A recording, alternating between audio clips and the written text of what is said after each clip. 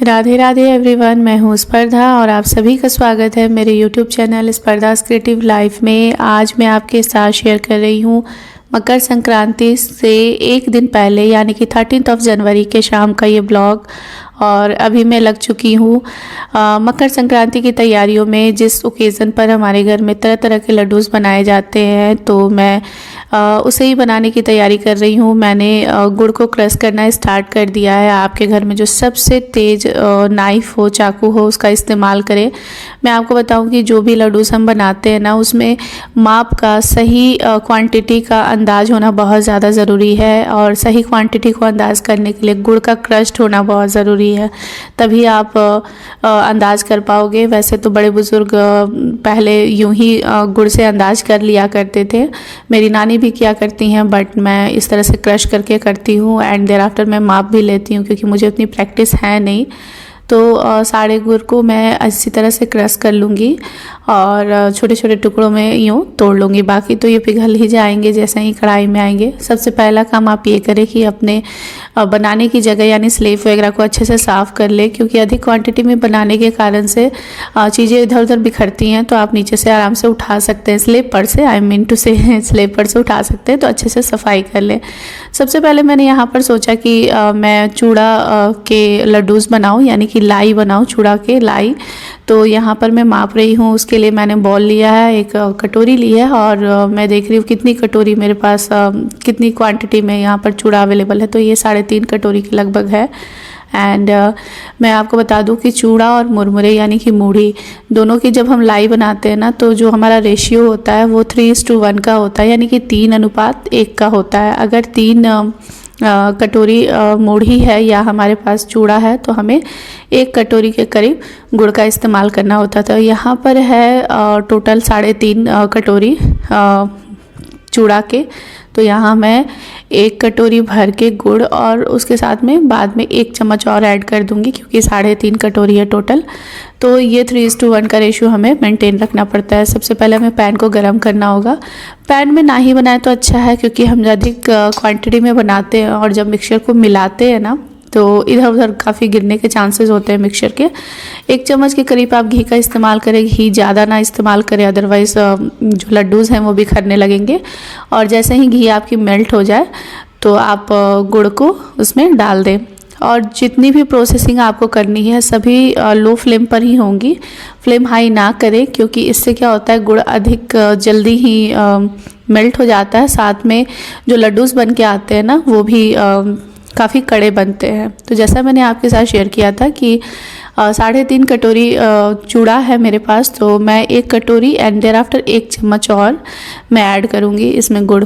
तो इतना ही गुड़ में जो अच्छे से हम बना लेंगे लाई को, चूड़े वाली लाई को। और लो फ्लेम पर आप सबसे पहले गुड़ को पिघलने दें एंड बीच बीच में इस तरह से चलाते रहें। इससे क्या होता है ना कि गुड़ झागदार बनते हैं और कलर काफ़ी अच्छा आता है लाई का। एंड जो घी है, कई लोग उसके जगह पानी इस्तेमाल करते हैं, बट मैं आपको घी का ही सजेशन दूंगी। एंड घी जब भी हम इस्तेमाल करेंगे ना, तो थोड़ी शाइन आ जाती है लड्डूज़ के ऊपर। जो हमें मार्केट में लड्डूज़ मिलते हैं तो उन पे भी ऐसे ही शाइन होती है, तो वो घी के इस्तेमाल के कारण से ही होती है। और वो लोग एकदम मिनिमम गुड़ डालते हैं, क्योंकि उन्हें बचत भी करनी होती है ऑफ कोर्स, तभी तो उन्हें बिज़नेस में फ़ायदा होगा। एंड साथ में किसी तरह से जो वो लड्डूज़ तैयार हो जाते हैं तो बिक जाते हैं, तो उन्हें पैसे की भी आमदनी होती है। तो मिनिमम सामानों को इस्तेमाल करते हुए वो लोग बनाते हैं। हम लोग थोड़ा सा अधिक क्वांटिटी रख सकते हैं गुड़ का, क्योंकि सर्दियों में गुड़ खाए जाने चाहिए। ये हमारे शरीर को गर्माहट देती हैं, क्योंकि इसकी तासीर गर्म है। आपको जैसे ही देखने में मिले कि इस तरह से झाग आने लगे गुड़ में, तो आप 1 कटोरी पानी लीजिए, उसमें 1 बूंद टपकाइए और इस तरह से बूंद जो है गुड़ वाली वो जम जानी चाहिए, और अच्छे से जैसे आप उसे तोड़ते हैं तो टूट जाए। बस यही वो पॉइंट ऑफ टाइम है। यहाँ पर आपको जो आपने मूढ़ी या फिर चूड़ा जो भी रेडी किया है, आप धीरे धीरे मिक्स करें और अच्छे से मिक्स करें, ताकि इधर उधर गिरे ना। एंड मैं आपको बताऊं कि ये मेरी जो कढ़ाई है, इससे भी बड़ी कढ़ाई मेरे पास है एक्चुअली, बट वो मेरी पूजा वाली कढ़ाई है। उस कढ़ाई में मैं पूजा पाठ के सामान बनाती हूँ, लाइक पंजीरी वगैरह मैं बनाती हूँ, तो मैं उसे नॉर्मल डेज़ में नहीं निकालती हूँ। एंड पैकेट वाले सामानों का इस्तेमाल आप करेंगे लाइक चूड़ा या मुढ़ी, तो वो सब साफ़ ही होंगे। जैसा कि आपने देखा कि मैंने इसे साफ़ नहीं किया है, और अभी भी जो मैंने दाना निकाला है ना, उसमें वो भुंजा के चने का दाना था, कोई गंदगी नहीं थी। तो पैकेट वाले ही तिल का इस्तेमाल करें, चूड़े का इस्तेमाल करें, मुरमुरों का इस्तेमाल करें तो ज़्यादा अच्छा है। मेरे मायके में नानी जी सारे जो चूड़े हैं या मुढ़ी है उसे भी घर पे बनाती थी। मुढ़ी वाला चावल आता है तो उसे भूंजा की तरह मेरी नानी जी भून देती थी। देर आफ्टर उसे साफ़ सफाई करके मतलब पूरे अच्छे से साफ़ करती थी, एंड देन उसके बाद उसकी लाई बनाई जाती थी। तो बहुत ही मतलब प्रोसीजर जो होता था लंबा होता था, बट फैमिली भी उतनी लंबी थी। हम लोग काफ़ी शौक से इस फेस्टिवल को सेलिब्रेट करते थे, जिस कारण से मुझे भी लत है। मुझे लगता है कि भले ही छोटे ही स्तर पर हो, छोटे ही अमाउंट में, क्वांटिटी में मैं बनाऊं, बट बनाऊं ज़रूर, और मुझे काफ़ी पसंद आता है। एंड आपने देखा कि इस मिक्सचर को मैंने इस तरह से अच्छे से मिला दिया है। नाउ एक कटोरी पानी रख ले, एंड थोड़ा थोड़ा पानी अपने हाथों पर लगा करके आप इस मिक्सचर से लाई बांधना शुरू करें। आपको शुरुआत में हाथ थोड़ा जलने की समस्या होगी, क्योंकि जाहिर सी बात है, में प्रैक्टिस नहीं होती है, तो आपके शुरुआती लड्डू थोड़े टेढ़े हो सकते हैं, बट धीरे धीरे आपको आदत हो जाएगी। एंड भर कर के हाथों में जितना भी अमाउंट आ सके, जितनी क्वांटिटी आ सके, आप उतने क्वांटिटी के बराबर जो है लाई तैयार करें। और आप देख सकते हो धीरे धीरे मैंने यहाँ बनाना शुरू कर दिया है। हाथ में पानी लगाना बहुत ज़रूरी होता है, इससे आपके हाथ जो है वो जलेंगे भी नहीं। और इसके साथ में जैसे जैसे पानी इस मिक्सचर में टच होते जाता है ना, वो मिक्सचर को एक शेप देते जाता है, तो आपका जो शेप गोल बन करके चला आता है। तो ये बहुत ज़रूरी बात है, इस बात का आप ध्यान रखिए। एंड इन बिटवीन अगर मिक्सचर ठंडा हो जाए तो थोड़ा सा उसे लो फ्लेम पर अगेन गरम कर ले, एंड फिर से आप उसके लड्डू बना लें। तो ये चूड़े वाले जो लड्डू हैं वो तैयार हो चुके हैं। नाउ अब मैं चलूँगी मुढ़ी की ओर, इसे हम मुरमुरा भी कहते हैं। तो मैं आपको बता दूँ कि कुछ चीज़ें मैंने रेडी कर रखी थी, लाइक मैंने मूंगफली के छिलके उतार दिए हैं भून करके, लेकिन मुढ़ी मैंने रेडी नहीं की है। मुढ़ी को रेडी कैसे किया जाता है मैं आपको बता दूं। सबसे पहले तो यहाँ पर तो मैं जो कर रही हूँ वो माप रही हूँ कि टोटल कितनी क्वांटिटी में हमारे पास है। एंड उसके बाद मैं आपको बता दूं कि मुढ़ी को रेडी हम कैसे करते हैं। जब भी हम पैकेट्स वाले मुढ़ी या मुरमुरे लेके रख के आए ना, तो उसे थोड़ा सा लो फ्लेम पर 3 से 4 मिनट के लिए यूँ ड्राई रोस्ट कर लें। इससे क्या होता है ना कि मुढ़ी में क्रंच बहुत अच्छा आ जाता है और थोड़ी सी सख्त हो जाती है हमारी मुढ़ियाँ। तो इस तरह से उनके जो लड्डूस बनते हैं वो बहुत ही स्वादिष्ट होते हैं और खाने में भी अच्छे होते हैं, पिघलते नहीं हैं गुड़ में, वो क्रंच अपना बरकरार रखते हैं। तो ये आप ज़रूर ये प्रोसेसिंग करें। ये देखिए यहाँ पर मैं आपको दिखा रही हूँ कि बहुत ही अच्छा क्रंच आ गया। तो मैंने हाफ क्वांटिटी में बांट करके दो बार में मुढ़ियों को इस तरह से ड्राई रोस्ट कर लिया है।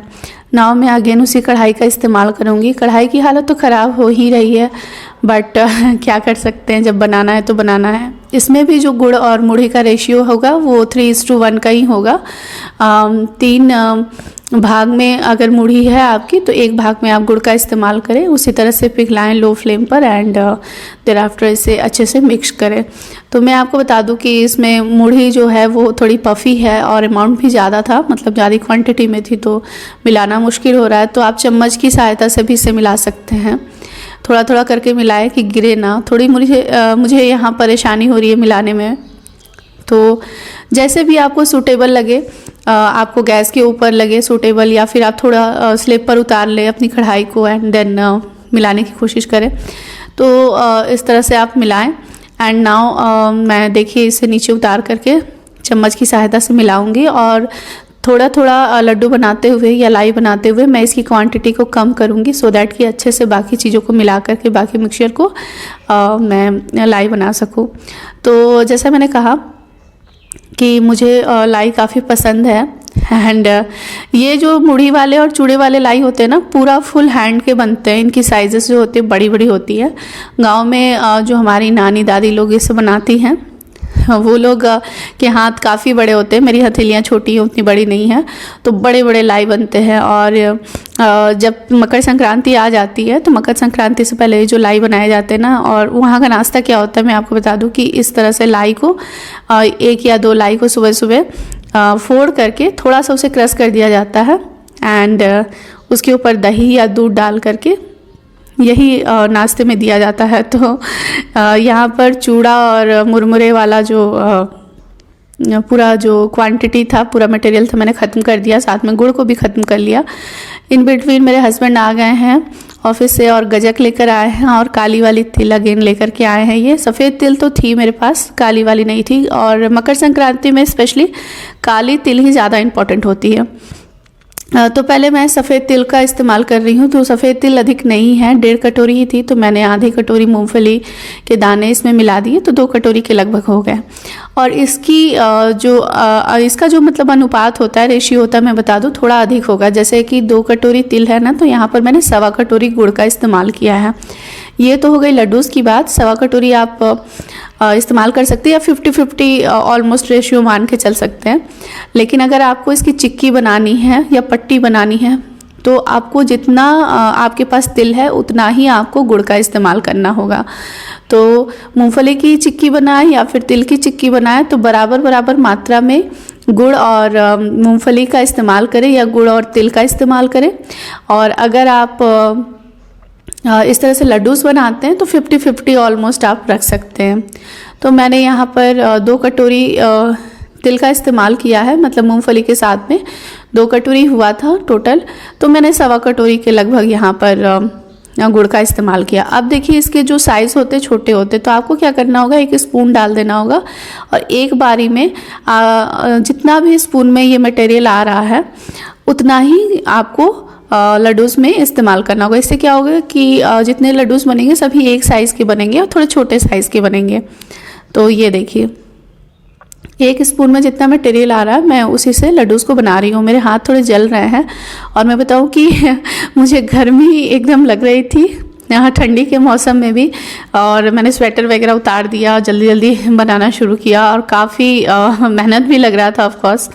तो यहाँ पर सफ़ेद वाले तिल के लड्डू बन चुके हैं, और ये ब्लैक वाला तिल मैं अब बनाने जा रही हूँ। तो सबसे पहली बात जो मैंने बताया कि इस तरह के तिल होते हैं वो साफ़ ही होते हैं, पैकेट्स वाले, और अगर आप खुले वाले लेकर के आते हो तो बाकायदा आपको धोना होता है, देर आफ्टर आपको उसे सुखाना होता है, साफ़ करना होता है, एंड उसके बाद सूख जाते हैं तब उसे इस्तेमाल करना चाहिए। मैंने यहाँ पर मापते हुए भी इसको यहाँ ड्राई रोस्ट किया है।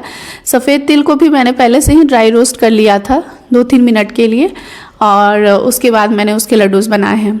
यहाँ पर ब्लैक वाला जो ये तिल है मैंने इसे भी ड्राई रोस्ट करना सोचा, और उसके बाद अच्छे से ठंडा हो जाए तभी इसका इस्तेमाल करें, क्योंकि अगर गर्म रहते हैं ना तो उसके लड्डू नहीं बन पाते हैं।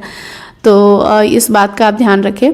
बीच बीच में मैं चेक कर रही थी कि कहीं सच में मतलब सच में ये अच्छे से फ्रेश है कि नहीं है। ऐसा तो नहीं कि उसमें कुछ गंदगी हो, बट वैसा कुछ नहीं था, सब ठीक था, ओके था। एंड नाउ अगेन जिस तरह से सफ़ेद और मूंगफली वाले लड्डूस तैयार किए थे, मैंने उसी रेशियो में 50-50 के करीब यहाँ पर गुड़ और तिल का इस्तेमाल करते हुए इसके भी लड्डूस बना लिए हैं। तो सफ़ेद तिल, काले तिल, चूड़ा एंड मुरमुरा यानी कि मूढ़ी, सभी तरह के लड्डूस तैयार हो चुके हैं। अब इतना ही गुड़ मेरे पास बच गया है, और इतने गुड़ के साथ मैं मूंगफली के भी लड्डूस तैयार करूँगी। तो मूंगफली के लड्डूस भी 50-50 के रेशियो में बनते हैं।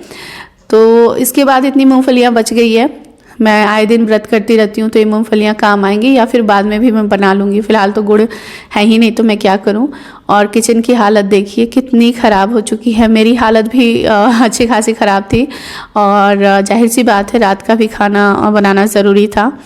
यहाँ दर्शु सुबह सुबह हमारे यहाँ यही नियम है कि सुबह बिना नहाए कुछ नहीं खाया जाता है। तो नहा करके पूजा करके आप इस्तेमाल करें इन चीज़ों का, जो लड्डूस हैं उसे एंजॉय करें। और मैं भी नहा करके आ गई हूँ। आज मंगलवार का दिन है, तो आज मेरा व्रत भी है हनुमान जी का, और साथ में मौसम ने साथ बिल्कुल नहीं दिया है आज। एंड चलिए मैं आपके साथ शेयर करूँ। और हाँ, कोशिश करें कि अगर आपके पास मतलब कोई नए वस्त्र हो तो आप ज़रूर आज के दिन पहने, ये बहुत ही शुभ माना जाता है। तो एक कुर्ती मेरे पास पड़ी हुई थी जिसे मैंने इस्तेमाल नहीं किया था कभी, तो आज मैंने इसे पहन लिया है। एंड ये है मेरे पूजा का स्थान, और यहाँ हनुमान जी की फ़ोटो है। एंड यहाँ पर मैंने पूजा पाठ कर ली है, जिसमें मैं मीठा ही इस व्रत में खाती हूँ। मीठे अनाज को भी मैं खा सकती हूँ। सबसे पहला जो हमें मुंह में कुछ डालना है वो है काला तिल। तो काले तिल के लड्डू को मैंने ले लिया है। ये ऑफ कोर्स गुड़ और तिल का ही है, तो ये मैं खा सकती हूँ व्रत में भी। इसके बाद मेरे हस्बैंड कहने लगे कि उन्हें भूख लगी है। थोड़ा भी रेसिस्ट नहीं कर रहे थे, अदरवाइज़ मैं कोई अच्छी सी सब्ज़ी बना देती उनके लिए, बट वो कहने लगे कि दही चूड़ा वगैरह ही जो है सो निकाले। तो मैं उनके लिए ये थाली निकाल रही हूँ। तो सबसे पहले हमें चूड़ा लेना है। एंड चूड़ा आप कोशिश करें कि मीडियम वाले ले, मतलब उसकी मोटाई जो होती है वो मीडियम टाइप होती है। बट ये सुपर फाइन चूड़ा है, यानी कि पूरी तरह से इसे हम पेपर चूड़ा भी कहते हैं, या पोहा वगैरह इसका बनता है तो अच्छा लगता है। तो इसे आप धोएंगे तो पिघल जाएगा पानी में, तो इसलिए आप थोड़ा सा पानी के साथ इस तरह से इसे बस भिगो लें। आप ये काम दूध के साथ भी कर सकते हैं, लेकिन मैं कोशिश करती हूँ कि दूध और दही को मिक्स ना करूँ। दोनों के केमिकल रिएक्शंस कुछ अच्छे नहीं होते हमारे बॉडी के लिए, मिल जाते हैं तो पानी भी ओके है, कोई दिक्कत नहीं है। एंड इसके बाद मैंने थाली रख दी है। एंड देन यहाँ पर जितना आपको चूड़ा चाहिए, और मैं आपको बता दूं कि जितना आप चावल खाते हो उस हिसाब से तो चूड़ा नहीं ही लेना चाहिए, क्योंकि चूड़ा जो है वो काफ़ी हेवी होता है हमारे बॉडी के लिए, पचता भी लेट से है, इसलिए इसकी क्वांटिटी कम रखनी चाहिए। खैर, यहाँ पर मैं अपने हस्बैंड और दर्शु दोनों के लिए एक ही में निकाल रही हूँ, क्योंकि वो खिला देंगे तो दर्शु भी खा लेगा। एंड उसके ऊपर दही। एंड मैं आपको बता दूँ कि जैसे जितना भी तीखा मसालेदार आप चाहो सब्जी बना सकते हो, साथ में कॉम्बिनेशन अच्छा रहता है मीठा और तीखे का। तो यहाँ साथ में मैंने गुड़ दिया है और चीनी दी है। तो गुड़ ज़रूरी होता है इसलिए कि आज के दिन गुड़ खाना चाहिए। दूसरी बात है कि ये जिस तरह से दही है वो काफ़ी ठंडा है, तो गुड़ की तासीर थोड़ी गर्म होती है, तो मिला जुला के ये बैलेंस करता है बॉडी में सारी चीज़ों को। उसके बाद आप रख दें जितने भी लड्डूस बने हैं आपके घर में, सारे लड्डूस रख दें एंड इन्जॉय करें। धूप में बैठ के खाएं, ज़्यादा अच्छा रहेगा। धूप नहीं निकली है वैसे आज, तो घर में ही हम लोग खाएंगे, इन्जॉय करेंगे। और साथ में इसी तरह की थाली सजा करके आप अपने आस पड़ोस में दे सकते हैं, तो वो लोग भी इंजॉय करते हैं। तो इसी तरह से हमारे घर में सेलिब्रेट किया जाता है। आपके यहाँ कैसे सेलिब्रेट किया जाता है आप ज़रूर बताइएगा। तो ये हमारी मकर संक्रांति स्पेशल थाली जो है वो तैयार हो चुकी है। आई होप कि आपको अच्छी लगी। सो एवरीवन, ठंड काफ़ी अधिक है और आज धूप भी नहीं है। मतलब कल धूप थी, आज नहीं है। जब ज़रूरत होती है हमें बेसिकली धूप की, तो धूप नहीं रहती है। और मैं क्या कहूँ, बट एनीवे हमारे नए साल के मतलब जो जनवरी में जो नया साल आता है इंग्लिश कैलेंडर के हिसाब से, उसका ये पहला त्यौहार है और किसानों का त्यौहार है बेसिकली ये। पहले के ज़माने में तो ज़्यादातर जो क्या कहते हैं उसे, जो फर्स्ट व्हाट मीन्स दैट, वो इकोनॉमिक में एक शब्द आता है कि जो ज़मीन से जुड़े हुए चीज़ें होती हैं जिसमें प्रोडक्शन होता है, देर आफ्टर किसानों से जुड़ी हुई जो एक्टिविटीज़ होती है, जो फर्स्ट एक्टिविटी होती है, प्राइमरी एक्टिविटी ये कहते हैं। तो प्राइमरी ऑक्यूपेशन पहले के ज़माने में लोग करते थे ज़्यादातर, और जिस कारण से इस त्यौहार को बहुत ही महत्वपूर्ण माना जाता था। अलग अलग स्टेट में अलग अलग नाम से इस त्यौहार को सेलिब्रेट किया जाता है। लाइक पंजाब में लोहड़ी के नाम से होता है, असम में बिहू के नाम से होता है, झारखंड में भी शायद सरहुल के नाम से इसे मनाया जाता है। हमारे इधर नॉर्थ इंडिया में मकर संक्रांति के नाम से होता है, कहीं खिचड़ी के नाम से भी लोग जानते हैं। तो बेसिकली क्या होता है, फसल कटती है तो उस खुशी में नए अनाज से जो तरह तरह की मिठाइयाँ एंड पकवान, जहाँ जो चलता है उस तरह के पकवान बना करके भगवान को अर्पित करना है, खाना है, लोगों को खिलाना है। बस यही सेलिब्रेशन का एक पर्पस है। और मेरे मायके में भी इसी तरह से मनाया जाता है। जिस तरह से मैंने कई सारे लड्डूस बनाए हैं, तो वो हम लोग मायके में बनाते थे। देर आफ्टर जॉइंट फैमिली थी, लंबी फैमिली थी, तो सब लोग मिलजुल करके इस तरह से खाना खाने के बाद, ये दही चूड़ा वगैरह खाने के बाद धूप में बैठ करके बातें करना, सेकना।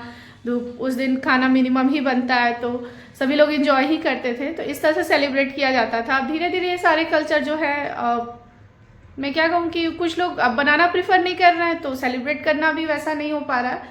बट फिर भी जहाँ तक हो सके अपने रूट से जुड़े रहना चाहिए। और सिंस मुझे तो पसंद ही है और मेरे रूट में ये सारी चीज़ें हैं, तो मैं खुद जितना भी हो सकता है छोटे पैमाने पर ही सही मैं कोशिश करती हूँ कि सारी चीज़ें मैनेज हो जाए। और अच्छी बात ये रही कि आज मेरा जैसे फास्टिंग भी था, मेरे हस्बैंड का ऑफ हो गया ऑफिस का, तो थोड़ा सा मुझे राहत मिला क्योंकि रात में काफ़ी ज़्यादा काम हो गया था। एंड एक लड्डू मैंने 5 तरह के लड्डू बनाए थे, और एक लड्डू बनाने में अगर आप आधे घंटे का भी समय मान लो तो फिर भी आपको 2.5 घंटा आप ऐसे ही देख सकते हो। देर आफ्टर गुड़ की कटिंग वगैरह, मतलब 3 घंटा आप मान के चलो मिनिमम एंड मैक्सिमम। तो मुझे लग रहा था कि मैंने 4 घंटे लगातार खड़े खड़े बिताए थे। सो काफ़ी ज़्यादा हेक्टिक था रात वाला काम मेरे लिए, बट कोई नहीं, वो मुझे एनी हाउ करना था और किया। बट ठीक है, किसी तरह मैनेज हुआ। तो हम लोग तो इस तरह से सेलिब्रेट करते हैं। बड़े बुजुर्ग लोग तो अनाज का दान भी करते हैं, मतलब नहा करके आए तो पूजा करने के बाद वो अनाज को छूते हैं एंड देयर आफ्टर वो ब्राह्मण को या गरीबों में जैसे हो वो दान करते हैं। तिल का दान किया जाता है। वो सब मैं नहीं कर रही हूँ, वो मेरी सासू माँ कर रही हैं अपने घर पे। मिथिला में थोड़ा सा और कुछ भी नियम होता है जिसमें चावल और तिल जो है वो भगवान को अर्पित किया जाता है और अपने से छोटे लोगों को दिया जाता है, ताकि वो आपकी ज़िम्मेदारी उठाए इन फ्यूचर। और उनसे कुछ प्रॉमिस लिया जाता है दैट कि वो लोग आपकी ज़िम्मेदारी लेंगे। तो वो मेरी सासू माँ ने हम लोगों से फ़ोन पे ही जिम्मेदारी निर्वाह करने के लिए पूछ लिया, तो हम लोगों ने हाँ कह दिया है। एंड मैं नहीं करती क्योंकि मैं मिथिला से नहीं हूँ और मुझे नहीं लगता कि ऐसा बोलने से ही कोई जिम्मेदारी लेता है। बहुत ऐसे लोग होते हैं कि नियमतः सारी चीज़ें करते हैं, सारे पूजा पाठ करते हैं, लेकिन किसी की जिम्मेदारियां नहीं लेते हैं। और बहुत ऐसे लोग होते हैं कि जिस तरह से मैं हूँ, मैं ज़्यादा पूजा पाठ नहीं कर पाती हूँ क्योंकि मेरे घर के काम बहुत ज़्यादा होते हैं, मुझ पर भारी पड़ते हैं, तो नहीं कर पाती हूँ। बट जहाँ पर मेरी जिम्मेदारी होती है मैं कोशिश करती हूँ कि मैं वहाँ खरी उतरूँ। तो मैं ये नहीं मानती हूँ, बट ये लोग मिथिला से तो अपना करते हैं। खैर, तो आई होप कि आज का ब्लॉग आपको अच्छा लगा, मेरी रेसिपीज आपको अच्छी लगी। और मिलते हैं हमारे नेक्स्ट ब्लॉग में, तब तक के लिए बाय बाय।